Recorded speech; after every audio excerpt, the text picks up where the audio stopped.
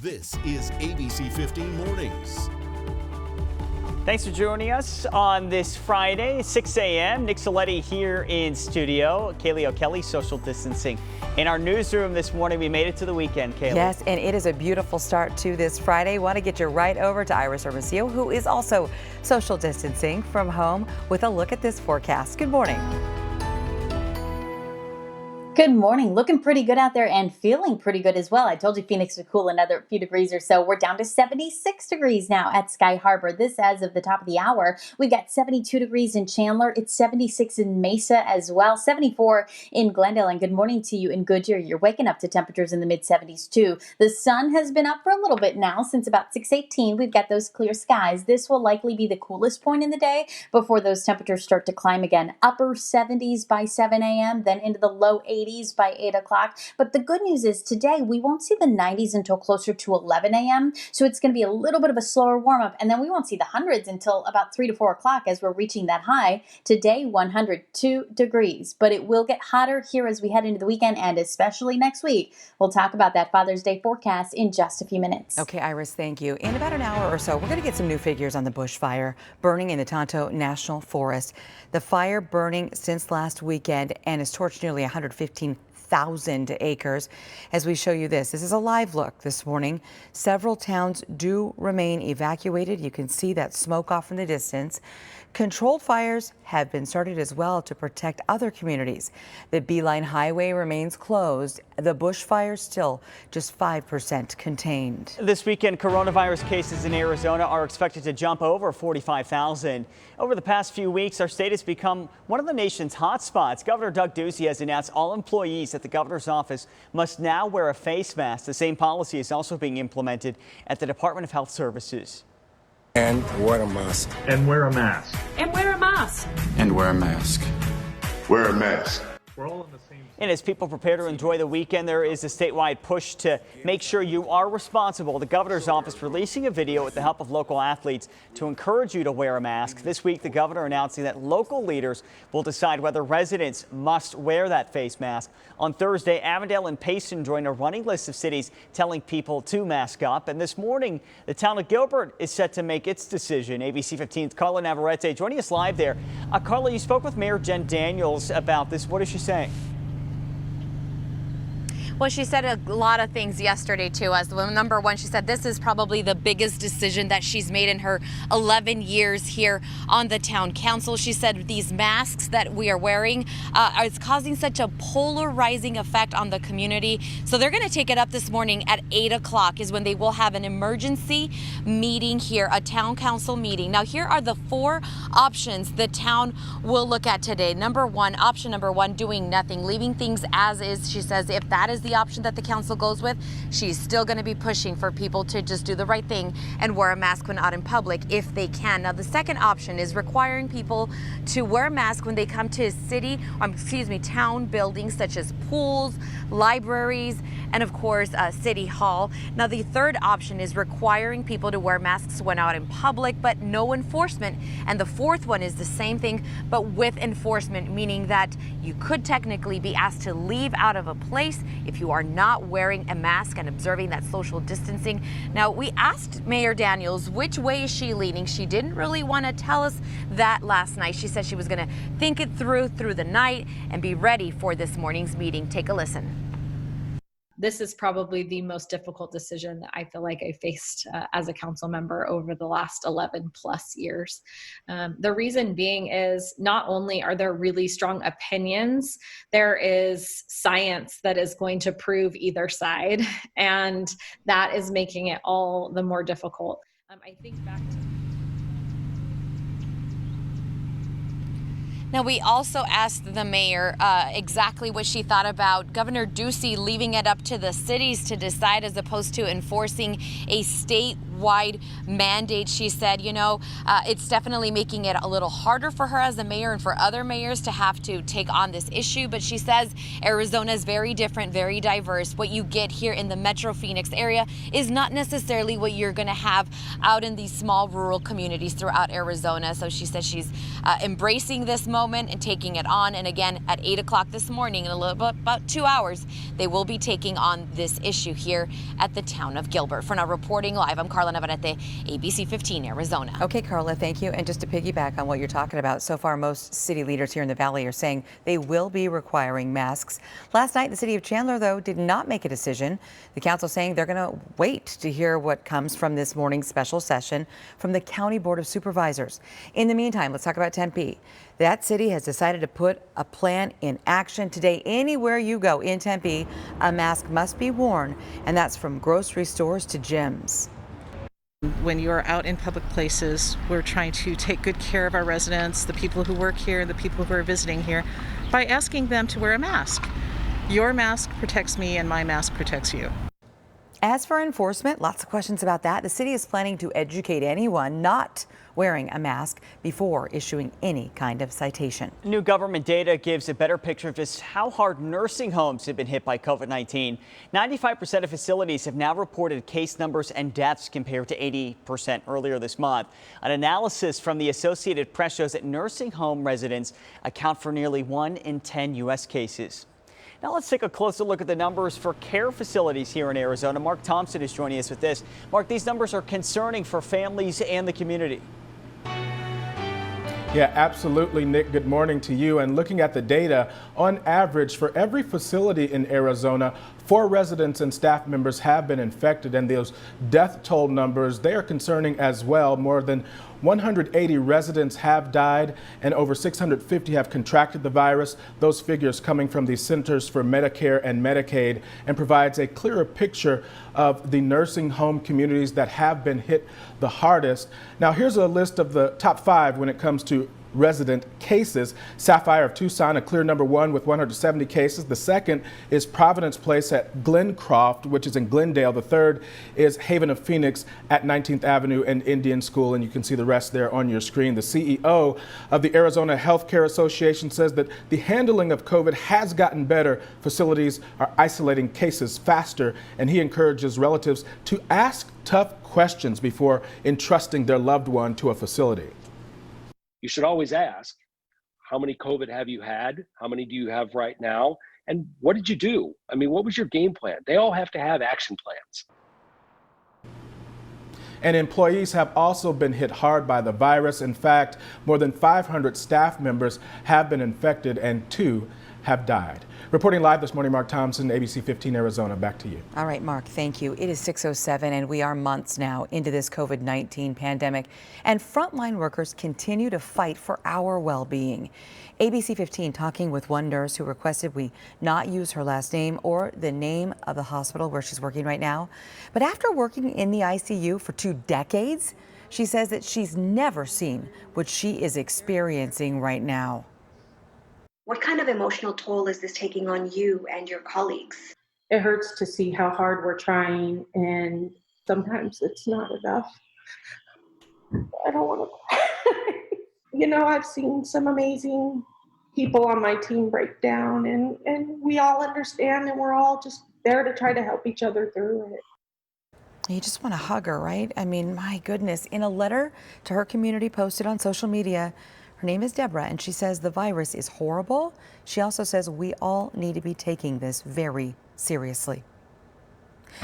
Up next here on ABC 15 Mornings, it is working to keep you safe when you travel. The technology some airports around the nation are using to keep airports sanitized. And what's next for 60,000 Arizona students, the state's largest school district, weighing options on what to do for this upcoming school year. ABC 15 Desert Drive Time, sponsored by Accident Law Group. Time for your Desert Drive Time traffic, sponsored by Accident Law Group. This is a live look with our ADOT cameras at the I-17 and 19th Avenue. Pretty quiet here. Friday light continues here, and no major crashes or delays to report on our valley freeways. Let's talk about your most accurate forecast right now. Meteorologist Iris Hermosillo is joining us as a look at what we can expect today and later this weekend. Hey, yeah, let's talk about it because this morning is shaping up to be a very nice start to our Friday morning. Mostly clear skies as we look live with our South Mountain camera. Hey, today you have a little bit more of a flexibility to get those outdoor activities done, a little bit more time before we really start to get into those more uncomfortable temperatures. So today, the yellow light for those outdoor activities, just use caution, make sure that you're hydrating. Of course, sunblock is still really important. Our UV index at a 10 in the very high range puts our burn time at just 15 minutes. So make sure that you're doing that, of course, wearing that sunblock, hat, sunglasses, all of that. But get outside if you can. Enjoy our comfortable morning temperatures. And again, know that our temperatures will be a little slower to climb. So let's talk about it right now. We're at 68 degrees in Chandler. That's one of the cooler spots, along with Laveen, both of you at 68 degrees. Maricopa, even cooler than that, 65 right now. It's 69 in Wickenburg and also in Cave Creek. Meanwhile, the rest of the valley enjoying the 70s, 72 officially in Gilbert, 74 in Tempe. And as you walk outside in Peoria, it's 74 degrees for you. Phoenix is even in the 70s this morning. Sky Harbor checking in right at 76 degrees. Comfortable temperatures all across the state with mid 70s in Quartzsite, low 80s at Lake Havasu, 50s right now in Kingman, and we're at 64 degrees currently in Sedona, 59 in Winslow. Now today will be a little warmer in some spots like Flagstaff up to 78. Sedona also reaching the 90s today, mid 90s in Kingman. But look at Phoenix's temperature. We're talking a high of 102 today. And across the valley, those high temperatures will end up in the low hundreds. When compared to average, it's another day of below normal high temperatures. So we'll take it. And today will be 1 degree lower than what yesterday's high temperature was. So again, it's not going to feel too uncomfortable this afternoon. 102 for a high in Tempe and in Laveen and in Peoria and in Glendale. We'll reach 101 in Deer Valley. Triple-digit temperatures in Fountain Hills today. And upper 90s in Cave Creek and Anthem, where we'll top out at 98 degrees this afternoon. So as you plan your Friday, here's how it shapes up through the hours, by the hour, I should say. We'll be back into the 80s, but not until about 8 o'clock this morning. Then we'll be into the 90s, but not until about 11 o'clock this morning. So that's why I say you've got a little bit more time if you maybe don't want to rush out the door right this moment to go get that walk or that run in. Then our temperatures will be into the mid 90s by lunchtime, still in the 90s through about 2 o'clock, and then we'll see those hundreds as we approach that high temperature by around 3 to 4 o'clock. 102 will be our high today. We'll stay in the triple digits through about 6 p.m., then cooling back down into the 90s after that. Today's high temperature of 102 puts us 3 degrees below the normal high for this time of year, but I want you to look at something else too. Today's record high temperature is 118 degrees. That also happens to be the 5th hottest temperature we've ever recorded here in Phoenix. Next week, some big anniversaries too. The anniversary of the hottest day ever happens on Friday, 122 degrees. Yeah, I don't want to remember that, but it happened. And next Friday will be the anniversary. Next Thursday, we'll also see the anniversary of the time we hit that high of 120 degrees. Luckily, it's not going to be that hot, but it will be getting warmer through the weekend into next week. 106 our high tomorrow, and then for Father's Day, 108. Next week, we'll hit 110 likely by Tuesday, and then Wednesday and Thursday looking for high temperatures close to 112 degrees. Okay, Iris, thank you. Let's catch you up here on some of your other top stories. Happening tonight, a 57-hour curfew goes into effect on the Navajo Nation.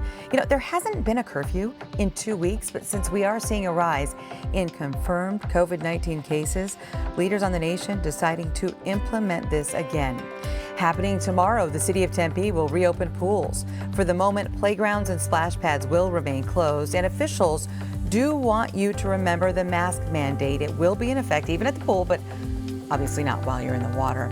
And the FAA does not plan to put a mask policy in place, saying they will allow each individual airline make their own rules. Most airlines, and we've talked about this on ABC15 Mornings this week, do require masks. Some are checking the temperature of passengers. Airports are using robots to reduce the risk of COVID-19. The Breezy One robot has started working at the Albuquerque International Sunport. It operates autonomously and can decontaminate a 100,000 square foot space in about 90 minutes. The robot's creators say the disinfectant is registered by the EPA and has been tested and approved by multiple government agencies. Well, this is the question every parent is asking right now. What will the classroom look like when the kids do go back to school? Our Danielle Lerner showing us what Mesa Public Schools is and isn't planning. Our goal is that we open school on August 4th. On Thursday, Mesa Public Schools taking one step closer to that goal, sharing publicly their initial plan to get students and staff back on campus. The hardest part of the plan is the uncertainty. The district's more than 62,000 students will have three options: in-person learning, a modified schedule combining in-person and remote instruction, or a fully remote model. Each is 5 days a week, and all students K through 12 will have their own laptop, thanks to a $6.5 million partnership with the city of Mesa. We know that presenting one option for our families is not nearly enough to be able to meet the very important decisions that families need to make, as well as our staff need to make. These initial plans do mention physical distancing. Masks will likely be required based on the city's mandate, frequent hand washing and cleaning, and restricting common areas. But a recent report found 9 of the district's 54 elementary schools and 4 of the district's 6 high schools are already maxed out on space. Red Mountain High School alone has 3,500 students on a campus built to support closer to 2,800. The specifics of keeping students and staff apart are still unknown. How do you physically distance on a campus that's already overutilized? That's a really great question, Danielle. Our large high schools are thinking about what do the plans look like for that modified in-person, so that we could stagger when kids are coming in. We could look at alternating schedules. We could look at A and B schedules, block schedules. Still plenty left to sort out as the district hopes to finalize plans July 14th. We have had careful consideration about all of our plans, and what we put forth to them is with their very best interests in mind. The district will now take these plans to the community, so parents, students, and teachers all have the chance to weigh in to give their feedback in a series of community forums. The first was held earlier tonight. There are 2 more next week. Registration has closed, but we're told thousands of people have signed up to take part. I'm Danielle Lerner, ABC15, Arizona. Danielle, thank you. AMC plans to reopen 600 movie theaters next month. The chain says it'll move in stages and be fully operational by July 24th. The movie chain will implement a new program to curb the spread of COVID-19. AMC says it will reduce seating capacity and limit concessions. NFL football may not happen this year. That's the word from Dr. Fauci as he warns of a second possible coronavirus wave as flu season hits. The NFL, though, seeming more optimistic, even though some players have recently tested positive. Right now, the National Football League is preparing to play this season as scheduled. Kobe Bryant's widow is calling on lawmakers to pass a helicopter safety bill named after her late husband and daughter. Bryant, his daughter Gigi, and 6 others were killed in that crash that happened in January. Vanessa Bryant says she thinks that they would be alive today if their helicopter had the safety equipment required by this pending legislation.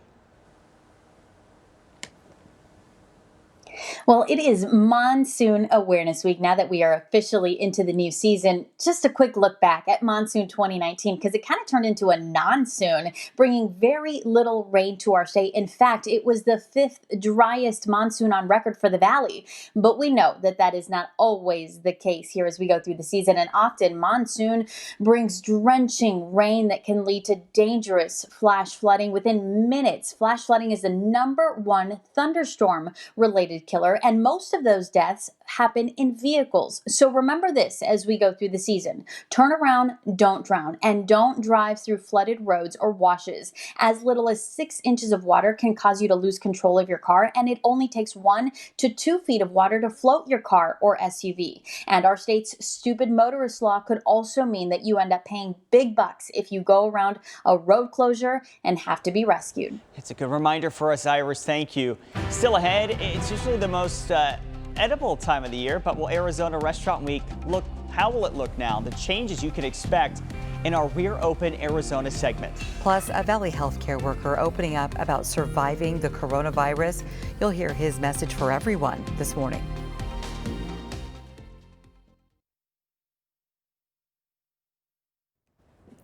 Well, we don't have to tell you, we've seen quite a few restaurant changes recently. Whether you feel okay venturing out or maybe you prefer takeout and delivery, they're open in Arizona. Today kicks off Arizona Restaurant Week. And for the next 10 days, more than 100 places here in the Valley will have special 3-course meals, appetizers, entrees, and a dessert, all for $33 or $44 per person. Sometimes an adult beverage as well, depending on the restaurant. This is a really great way to try someplace new, like Cell in Scottsdale.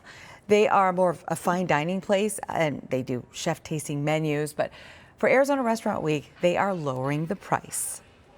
It's a great way to venture through, just to give you an idea of what we do and who we are. Yeah.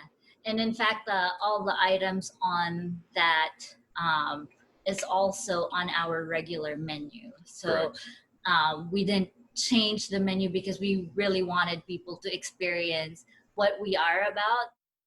Okay, so for the week, Cell's main entrees will be roasted morel mushroom pasta, Ora King salmon, and grilled hanger steak. You can check out all of the participating restaurants at ArizonaRestaurantWeek.com. Making me hungry this morning, Kaylee.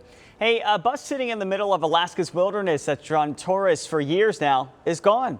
The vehicle was popularized by the book and movie Into the Wild, but state officials say it was becoming too much of a safety hazard and it was time to say goodbye. The backcountry area where the bus was located had no cell service and was often hit by unpredictable weather. Over the years, many people have been rescued or died there. The main character of Into the Wild also died there back in 1992. Alaska's Natural Resources Department will assess the bus and see if there is maybe a new home for it. Next at 6:30, the president headed to Oklahoma this weekend for a rally. But what will it look like in the wake of this pandemic? What safety measures are in place?